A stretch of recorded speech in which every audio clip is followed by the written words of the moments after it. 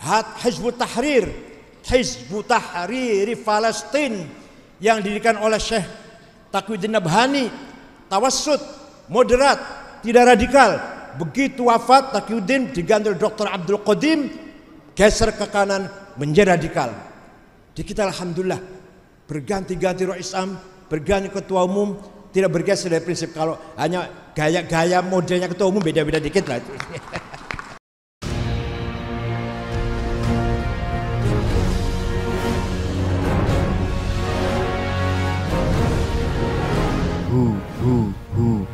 Allah.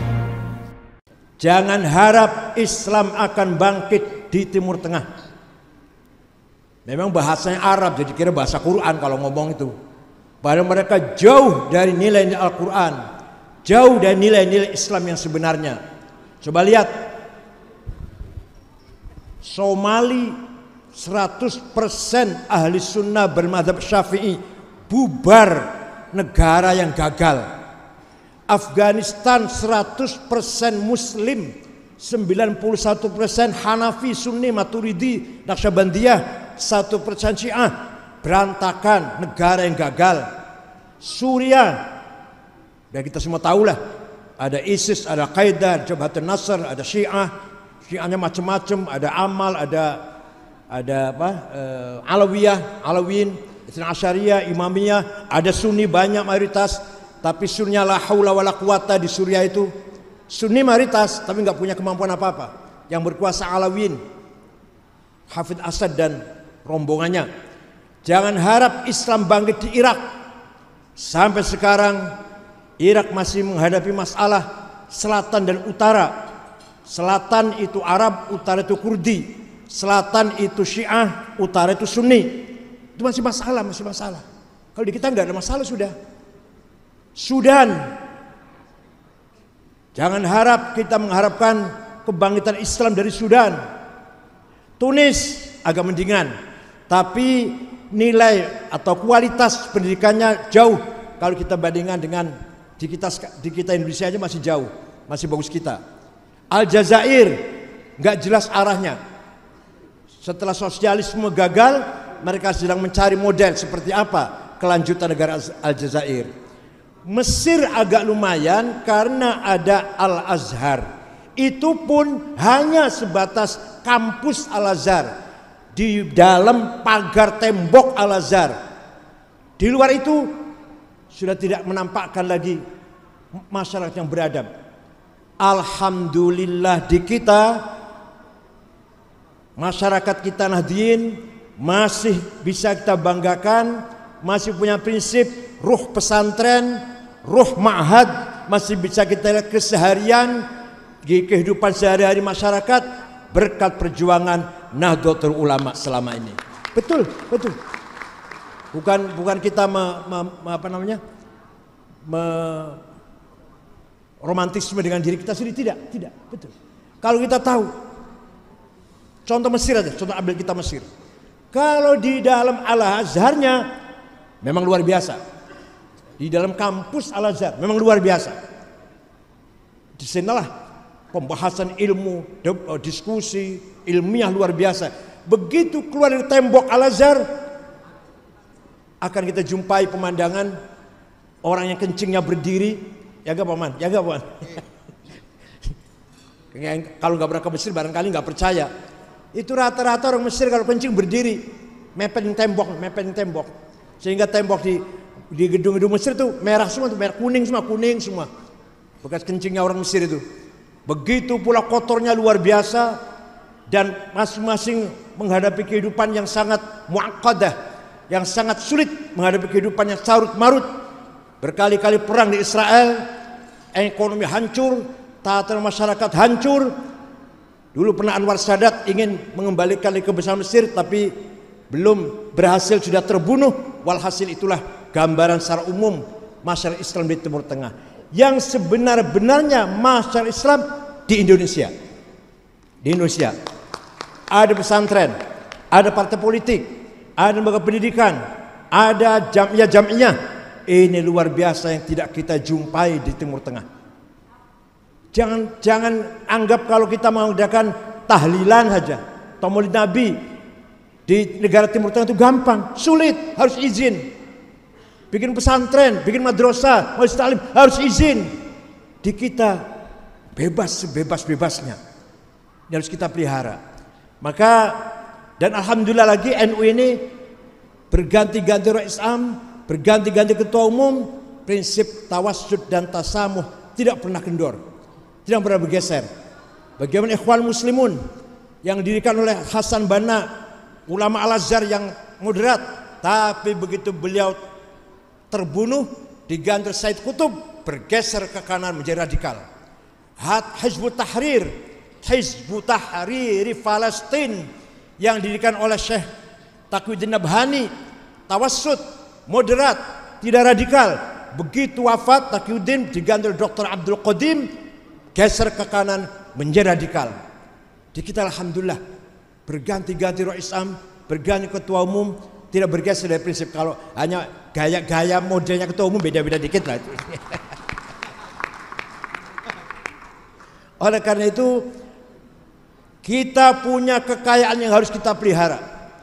Pertama, atharawatul ijtimaiyah, kapital sosial. Satu-satunya ormas di dunia barangkali yang kaya dengan modal sosial, modal masyarakat yang luar biasa. Orang tidak punya kartanu tapi merasa menjadi NU.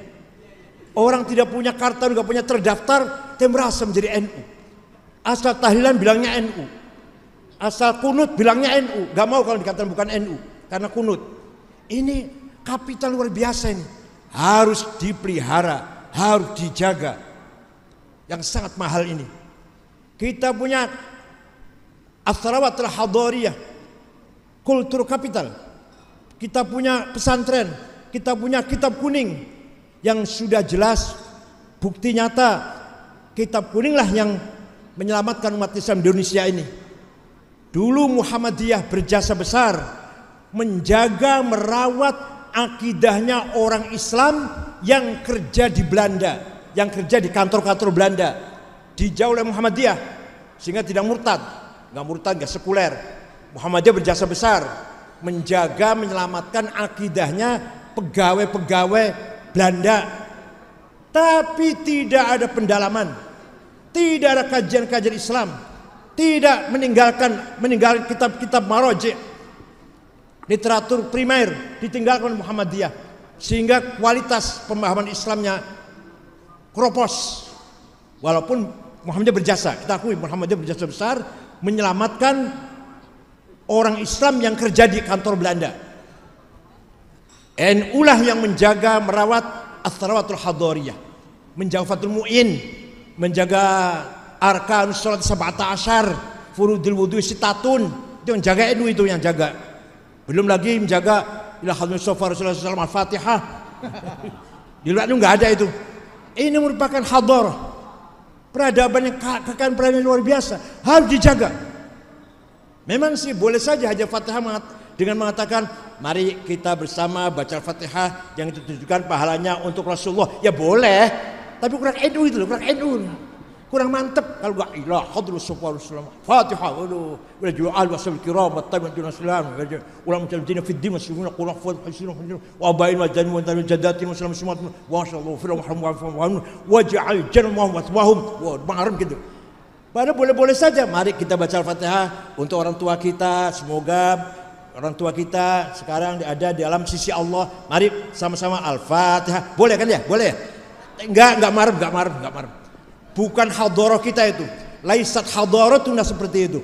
Hadaratuna yang seperti kita lakukan setiap saat itu. Ini harus kita jaga.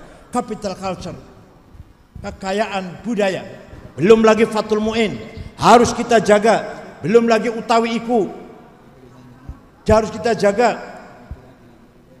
Faslun fil jihadi wa huwa fardu kifayatin marratan fi kulli am wa anwa'u arba'atun itsbatu wujudillah wa iqamatu syari'atillah wal qitalu fi sabilillah wa daf'u dhurri ma'sumin musliman kana wa muslim bil it'ami wal iksa'i wal iskani wa thamanid dawajir tamrid. Fathul Mu'in itu harus dijaga itu. Pasal ini menjelaskan bab jihad. Jihad ada 4. 1. Mengajak masyarakat beriman kepada Allah. 2. Menegakkan syariat. 3. Perang fisabilillah. 4. Memberi perlindungan kepada masyarakat muslim atau non muslim, asalkan masyarakat baik-baik dengan kecukupan pangan, sandang, papan, dan kesehatan. Harus kita jaga. Nasnya itu harus dijaga, nasnya. Gak cukup hanya bahasa Indonesia saja, harus faslun fil jihad. Dibaca itu. Kalau nggak dibaca, cemplang, hambar. Mari kita jaga masyarakat kita, akidahnya, syariatnya, dan kecukupan sandang. Wah, itu pidatonya Pak Camat itu. Pidatonya Dan Ramil itu. Kalau pidatonya ketua NU, ketua PKB harus faslun fil jihadi wa huwa fardu kifayatin marratan fi kulli am wa anwa'uhu arba'atun itsbatu wujudillah. Mantep kan gitu kan? Ini kekayaan kita ini. Orang lain nggak bisa ini. Orang lain nggak punya itu. Belum lagi baca Quran. Belum lagi baca Quran dengan fasta, dengan tajwid. Orang mas lain nggak punya itu. Kita anak kecil aja banyak baca Quran. Nah, dan lain-lain ya, dan lain-lain. Kekayaan kultur ini harus kita pertahankan kalau mau NU ila yaumil qiyamah, insyaallah. Yang ketiga, ciri khasnya itulah bukan hanya Islam, bukan hanya kembali Quran, bukan hanya gitu, bukan. Yang ketiga, as-sarawatul syi'ariyah. Kekayaan simbol. Mohon maaf, apa sih artinya payak kopiah? Apa artinya payak kopiah? Nggak ada artinya apa-apa. Apa kalau payak kopiah sholatnya khusyuk? Kalau nggak payak kopiah kurang khusyuk? Enggak. Tapi itulah simbol kita, pakai kopiah. Apa artinya beduk di masjid? Nah, kalau nggak ada beduknya masjidnya kurang afdol. Kalau ada beduknya afdol masjidnya. Enggak. Nilai masjid dulu nggak akan bertambah ada beduk. Kalau nggak ada beduk nggak ada tambahnya. Nggak ada apa-apanya. Tapi itulah simbol kita, harus ada beduk. Paham betul?